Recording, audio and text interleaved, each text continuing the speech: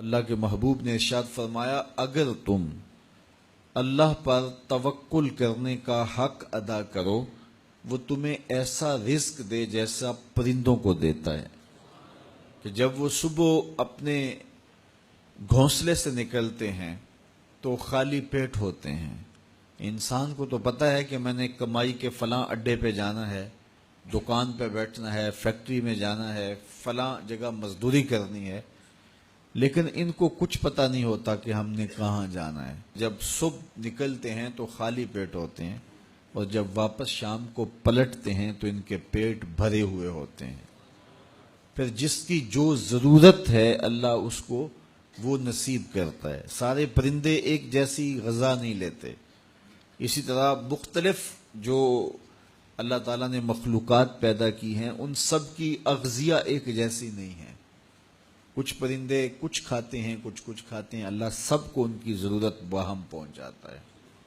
بلکہ میں کہا کرتا ہوں یہ جو ہنس ہے یہ دنیا کے اندر لاکھوں کی تعداد میں، کروڑوں کی تعداد میں پائے جاتے ہیں، اور یہ سچے موتی کھاتے ہیں، اور ہم اگر کسی دوائی میں استعمال کرنے کے لیے ہمیں مطلوب ہوں تو ہزاروں لاکھوں روپے دے کے ہم کسی سے لیں تو پھر بھی بعض کا یقین نہیں ہوتا کہ یہ خالص ہیں یا ناخالص ہیں، لیکن اس جانور کو اپنے پیٹ بھرنے کے لیے یہ موتی روزانہ صبح و شام چاہیے ہوتے ہیں، اور ایک جانور نہیں، دنیا کے اوپر کروڑوں ہیں، میرا رب ہر روز ہر ایک کی ضرورت کو پورا فرماتا ہے۔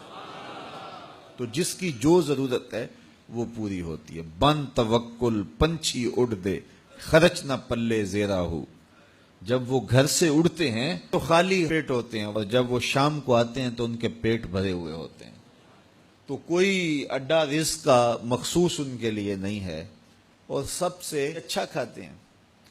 وہ جو امرود کا باغ ہوتا ہے اس میں اگر آپ دیکھنا ہو کہ سب سے اچھا میٹھا امرود کون سا ہے تو وہ ہوگا جس کو طوطے نے چونچ لگائی ہو، کیونکہ یہ سب سے اچھا پھل پورے باغ میں، ایک نہ ہوتا ہے ایکسپورٹ کوالٹی، یہ اس سے بھی بہتر کوالٹی لیتا ہے۔ تو اللہ تعالیٰ نے اس کے لیے سب سے اچھا رکھا ہوا ہے، تو اللہ نے یہ انتظام کیا ہوا ہے۔ تو فرمایا میرے حضور نے، اگر تم اللہ پر توکل کرنے کا جو حق ہے اس کو ادا کر دو تو وہ تمہیں بھی ایسے ہی رزق عطا کرے جیسے پرندوں کو رزق عطا کرتا ہے، اگر توکل تمہیں نصیب ہو جائے۔ حضرت رابعہ بصریہ کہ ہاں مہمان آئے تو خادمہ نے کہا مہمان آئے ہیں تو ان کے لیے کیا کیا جائے، کہا انہیں کھانا کھلاؤ، تو کہا کہ صرف ایک روٹی پڑی ہوئی ہے، تو مہمان 4-5 ہے، کم از کم 8-10 روٹیاں چاہیے، تو فرمایا اچھا اس روٹی کو اللہ کی راہ میں خیرات کر دو، تو خیرات کر دیا گیا۔ تھوڑی دیر کے بعد دروازے پہ دستک ہوئی، من الباب، دروازے پہ کون ہے؟ کہا فلاں کا فرستادہ غلام ہوں، میرے آقا نے آپ کے لیے کھانا بھیجا ہے۔ خادمہ نے کھانا وصول کیا اور کپڑا اٹھایا، گنا تو 4 روٹیاں تھیں، تو کہا جلدی جلدی اس کو واپس کر دو، اس کے آقا نے کسی اور گھر بھیجا ہوگا، یہ غلطی سے ہمارے گھر آ گیا۔ کھانا واپس کر دیا۔ پھر دروازے پہ دستک ہوئی، پوچھا من دق الباب، دروازہ کس نے کھٹکھٹایا؟ کہا فلاں کا فرستادہ غلام ہوں۔ خادمہ نے کھانا وصول کیا، حضرت رابعہ نے کپڑا اٹھایا تو گنا تو 6 روٹیاں تھیں، کہا اس کے آقا نے کسی اور ہاں بھیجا ہوگا، یہ غلطی سے ہمارے گھر آ گیا۔ کھانا واپس کر دیا۔ پھر دروازے پہ دستک ہوئی تو پوچھا دروازے پہ کون ہے؟ کہا فلاں آقا کا بھیجا ہوا غلام ہوں، اور انہوں نے کہا یہ کھانا حضرت رابعہ کو دے کے آنا ہے۔